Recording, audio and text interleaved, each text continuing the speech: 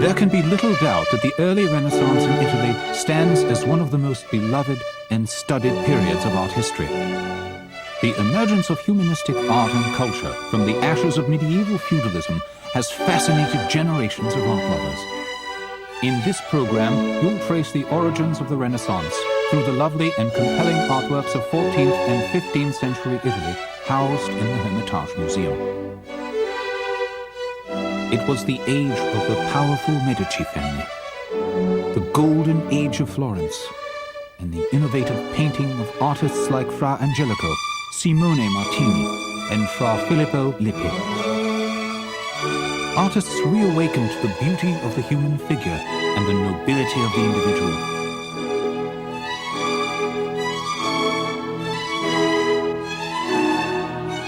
Religion turned from strict doctrines to a search for God in the beauty of natural things. A search led not by the church, but by the personal intuition of the individual. When this portrait was painted in the 16th century, the discovery of linear perspective had revolutionized painting. Artists readily created the illusion of three-dimensional forms on the flat canvas. Concern for the world to come was replaced with an appreciation for the here and now.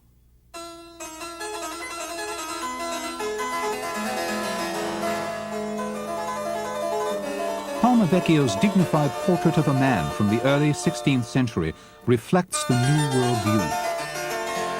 Man was once again free to discover the world around him rather than relying on explanations of religion. Man, rather than God, was once again the measure of all things.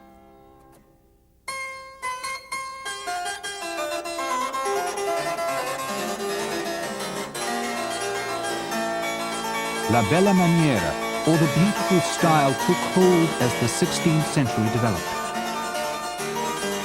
This intriguing woman, probably a widow, holds a potion believed to be an antidote to grief.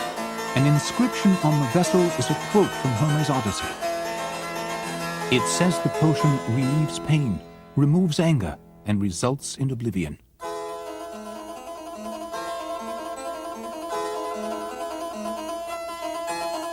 Artists endowed their subjects with a poetic authenticity that sought to capture the beauty of the individual human spirit. Notice the sense of immediacy in his animated intelligence, idealized yet individual at the same time. Baldessari Castiglione described the ideal Renaissance woman in his book, The Courtier. She should be knowledgeable about literature and painting, and know how to dance and play games with a discreet modesty. In Domenico Capriolo's Portrait of a Gentleman, we see the image of the ideal Renaissance man. Worldly and knowledgeable, he holds a book and surrounds himself with visual reminders of a heroic classical past.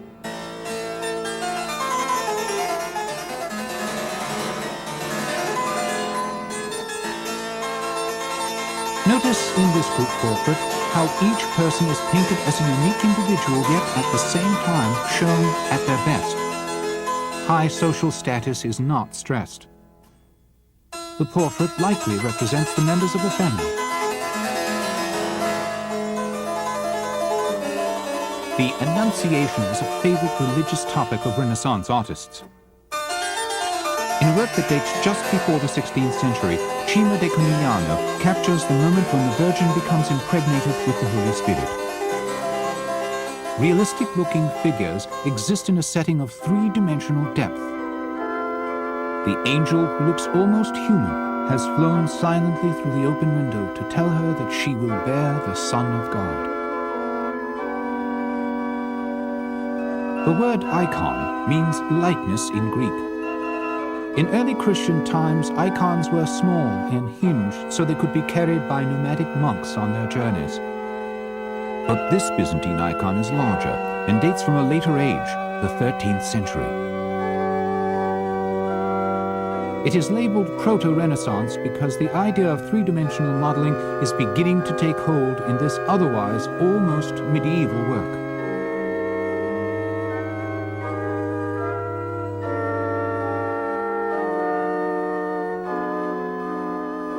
In the terrifying period when the Black Death or bubonic plague ravaged Italy, the religious orders headed by St. Francis on the left and St. Dominic on the right are especially powerful. People flocked to the churches and prayed before altars like this one. The Madonna is depicted as Queen of Heaven, with angels fluttering above. Eventually, the plague would kill more than half the population of Europe. In the 14th century, the origin of the deadly plague was unknown. The church said the plague was divine retribution for man's sins.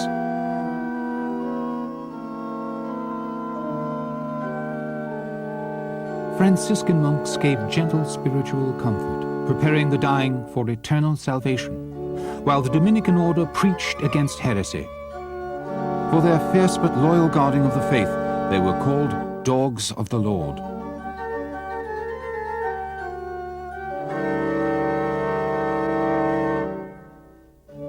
Renaissance art grew out of an atmosphere of the Byzantine and medieval ages. The studio of Ugolino di Tedice created this work about 1270. It is the earliest work in this program, dating from the time of the great poet Dante.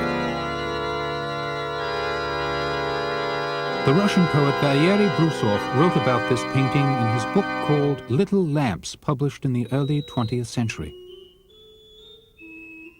He represented each period of art history with a certain color of light, the age of Dante with gold, and the age of the high Renaissance artist Leonardo da Vinci with azure blue.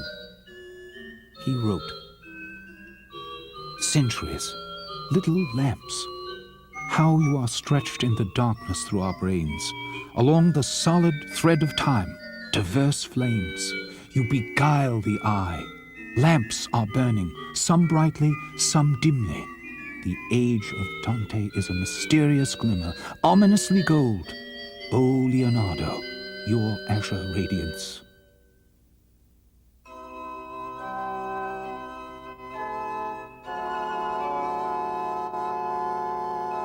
By the late 14th century, earthly images began to appear more and more often in spiritual painting. The figure is Saint Pontian, a pope. Images of earthly men who achieved sainthood often appeared in multi-paneled altarpieces, which usually depicted scenes from the life of Christ or the Madonna and Child. This one comes from the workshop of Spinello Aretino, who worked in Florence, Pisa, and Siena. Saint Pontian holds his sword ready to fight for the faith. It took many craftsmen to make an altarpiece. Some cut the wooden panels, some applied gesso. The image had to be sketched on the dry gesso, and gold leaf was applied, all before the actual painting even began. Also from the Aretino workshop is Saint Benedict, the founder of the Order of Benedictine monks. He stands with his Book of the Holy Rule, a plan for a school to the Lord's service.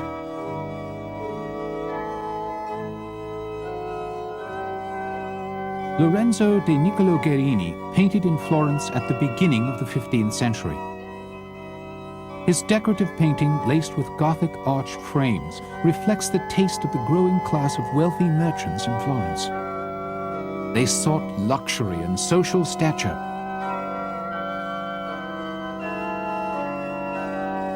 With a new international awareness, the artist has imitated the popular French Gothic art of his day and used it as a decorative motif to arrange the figures. The angels have been moved to the frame to allow the main figures to fill the space in the central panel. The gem-like colors are set off by rich gold leaf. The Madonna and Child are quite human and natural. They share an interplay of emotion, much like a real mother and child, rather than icons.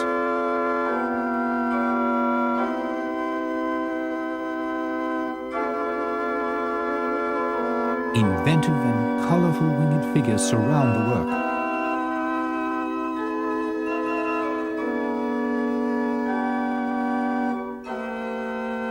This is St. Catherine with her wheel,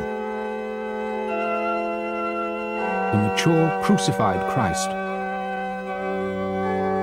and St. Barbara.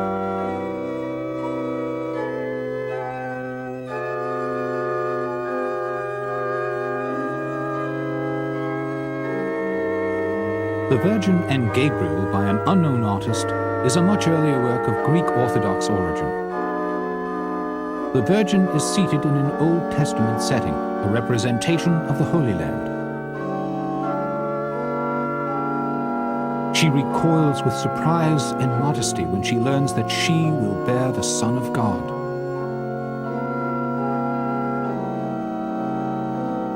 The angel Gabriel appears in the form of a dove traveling on a beam of light. "Hail Mary, peace be with you," the angel said. "The Lord is with you and has greatly blessed you." The 14th century painter Simone Martini was famous for his lyrical, flowing lines and psychological intensity. His Madonna, seated on the ground, is also called the Madonna of Humility. She was an intercessor in heaven for the souls of humanity. Today we refer to this phenomenon as the cult of the Virgin.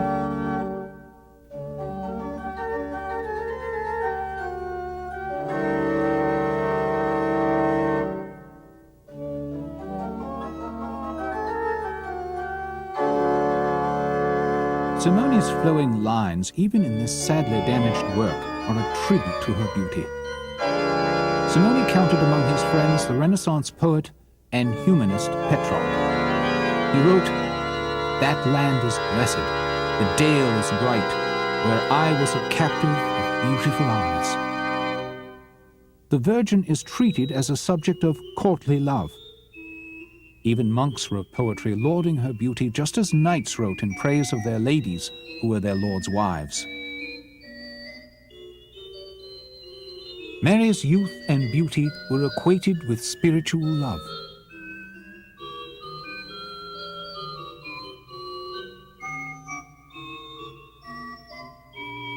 Even the saints were sometimes seen as knights of valor in her service. This series is by Gentile da Fabriano, the early 15th century Florentine artist.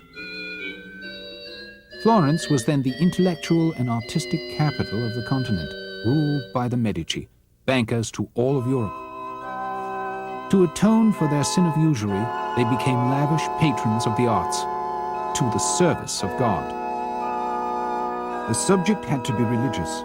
The style reflects the sumptuous aristocratic aspirations of the Medici. Here, da Fabriano depicts St. Louis of France. Notice the fleur-de-lis on his robes, a symbol of French royalty. Florentines were fascinated with French Gothic architecture and Louis. As Louis IX, King of France, he ordered construction of the ornate and colorful Sainte-Chapelle in Paris. Likewise, da Fabriano's many-figured altarpieces were also prized for their richness of color and decorative motifs. Saints in painted gold arches engage themselves in scholarly activities or hold the instruments of their martyrdom.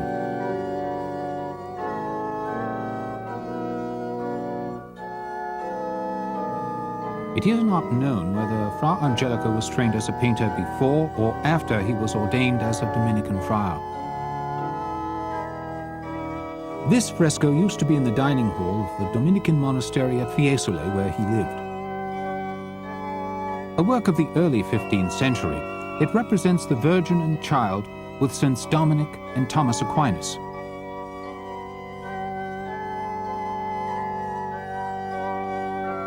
Holding the open book of Psalms is the Dominican philosopher and theologian St. Thomas Aquinas.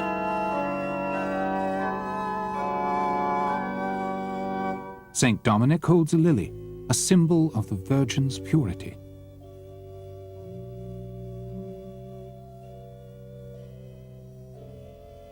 In the painting of Fra Angelico, the sentiment of a true believer is united with the skill of a master painter.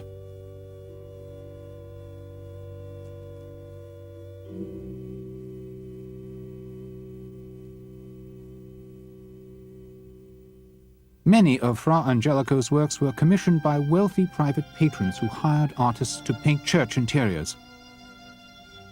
They commissioned works for their own homes as well. Fra Angelico's Virgin and Child of 1425 likely adorned the private chapel of a wealthy merchant. Florence had entered a modern age. City culture had expanded, feudal barriers had fallen, and men from all stations in life could seek fame and wealth.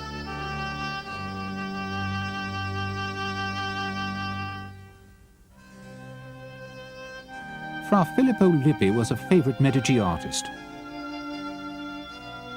His painting from the 1460s represents the vision of St. Augustine.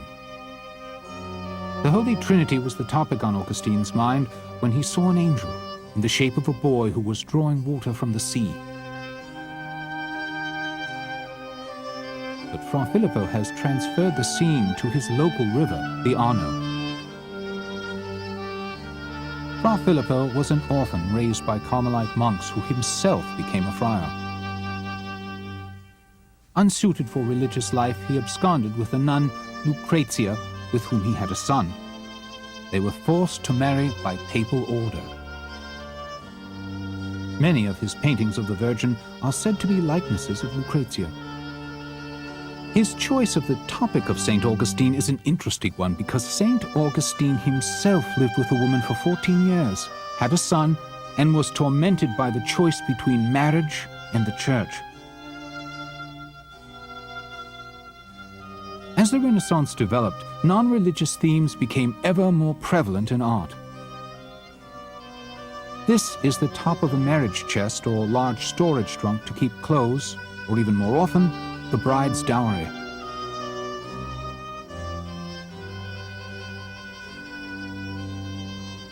The scene is an enormous wedding celebration filled with many characters and activities.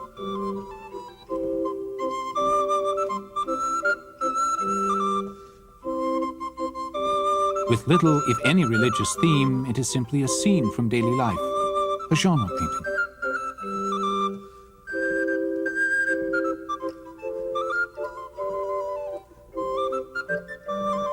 The wooden chest is carved into a bas-relief and then painted.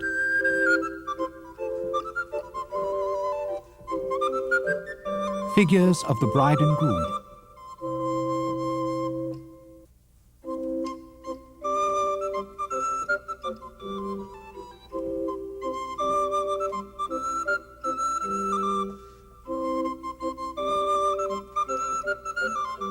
Angels decorate this beautiful Fra Angelico niche, which was intended to hold a container of holy relics. An enthusiasm for artworks and writings from antiquity swept Italy in the years of the early Renaissance. Artists sought out ancient Greek and Roman works like these bas-reliefs and studied them.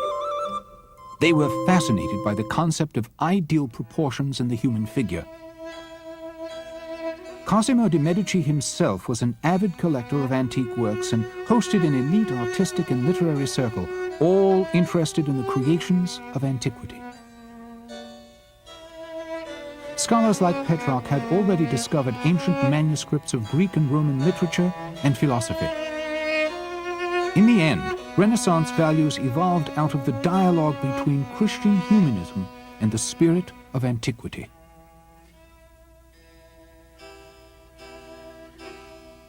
A Roman general sits on a throne in the center of this work, The Magnanimity of Scipio, by the Sienese painter Bernardino Fungari.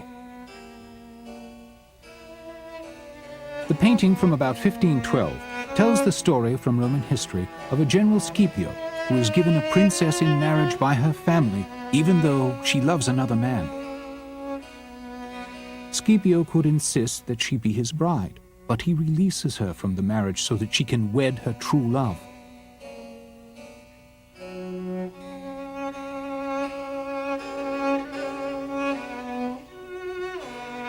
The painting may have been originally designed as the cover of a wedding chest. Proud of the Roman heritage, Italian painters are beginning to look back to antique times rather than the Bible for models of heroic behavior. Here is the bride,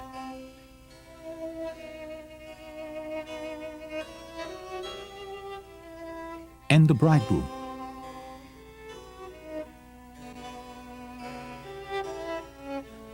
Artists were eager to cast aside the teachings of the Middle Ages, which considered ancient art pagan, and in doing so denied Italians a positive identification with the past, now seen as glorious.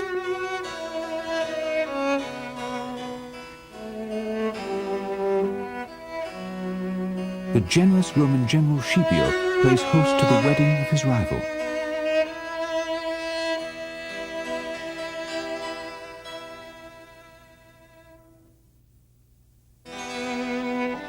The northern Italian painters were famous for their pure, bright, and radiant colors. Among them was Vincenzo Foppa, who worked in Milan. His works are said to possess a singular monumental quality. This is the conquering archangel Michael who defeated Satan and drove him into the underworld. Satan lies beneath his feet.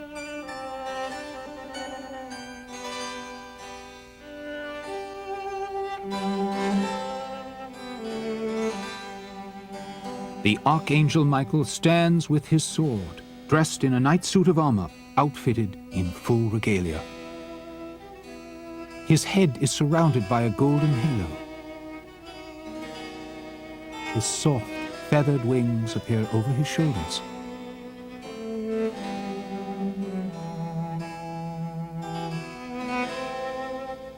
Saint Stephen was the first Christian martyr. He was stoned for his preaching.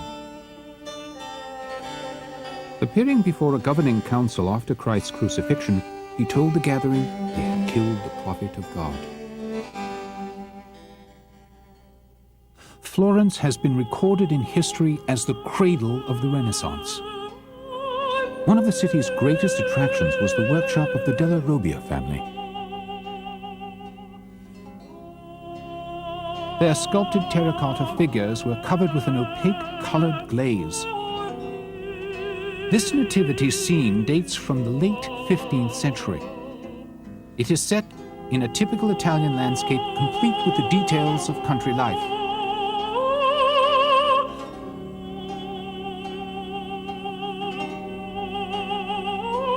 Impervious to moisture, the glazed terracotta could be used both inside and outside. These decorations sometimes covered the fronts of churches or other buildings.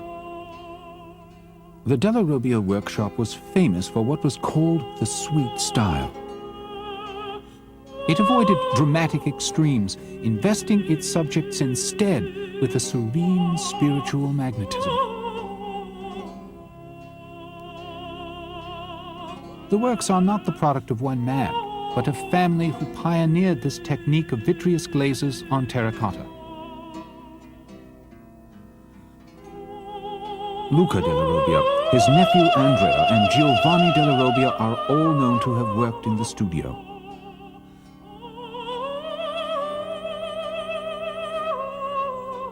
The famous Florentine Renaissance architect Brunelleschi used the glazed terracotta to decorate his foundling hospital outside and inside his Pazzi chapel.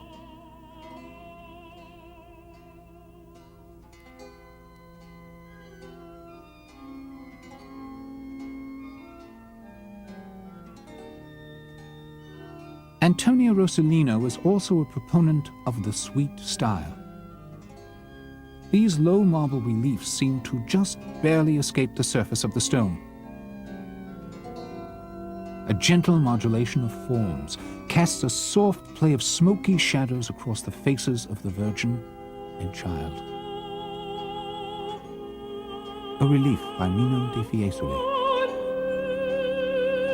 In Florence, the late 15th century was marked by a plot against the Medici.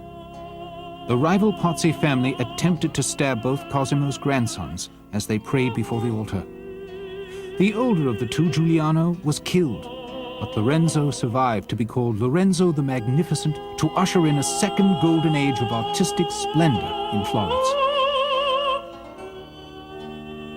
This tondo, or round picture, is the work of Filippino Lippi, the son of the painter Fra Filippo Lippi and the nun Lucrezia.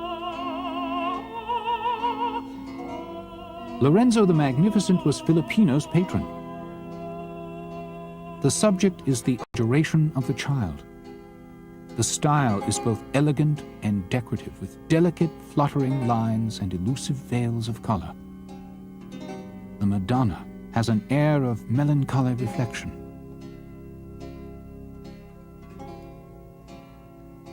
Just like his father, Filippino loved life just as it was and glorified earthly beauty without reservation. Filippino's work would flourish under the cultural leadership of Lorenzo, who also selected among his artists the young Leonardo da Vinci, Michelangelo, and Botticelli. The great Sandro Botticelli was the pupil of Filippo Lippi and a teacher of Filippino. This work was done late in his career. He retreated to sober religious themes following severe criticism by the fanatical moralist monk Savonarola. In this work, St. Dominic foresees the Last Judgment, just as Savonarola did as he called for a bonfire of the vanities to purify Florence. Indeed, the final days of the Florentine Golden Age were close at hand. At the end of the 15th century, when Perugino painted his work St. Sebastian, artists were fleeing Florence, many of them for Rome, the new artistic center. Lorenzo de' Medici had died in 1492. Shortly after, France invaded northern Italy, and the Medici were expelled from Florence. But the humanist tradition lived on now in the south. The new creative spirit passed to the geniuses Leonardo da Vinci, Raphael, and Michelangelo, the painters of the High Renaissance. In 2 centuries, artists had progressed from craftsmen to associates of princes, poets, and philosophers, leaders of a new age.